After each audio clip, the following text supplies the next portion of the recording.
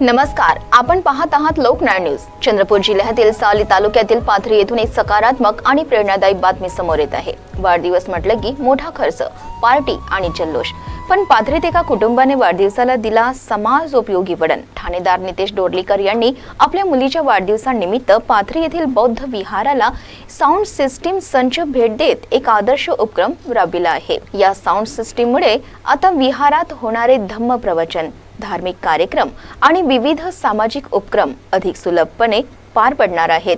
आजकाल वाढदिवस मोठ्या उत्साहात आणि खर्च करून साजरे करण्याची प्रथा वाढत असताना समाजासाठी काहीतरी करण्याचा संदेश या उपक्रमातून देण्यात आला आहे।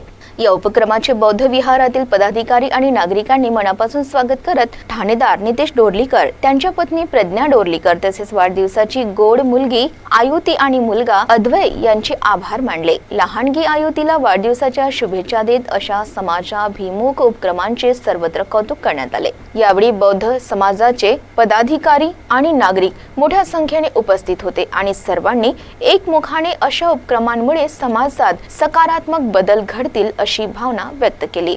वाढदिवस साजरा करा, पण समाजासाठी काहीतरी करून हा संदेश पाथरीतून दिला जात आहे। लोकनाळ न्यूज, सुजित भसारकर, पाथरी।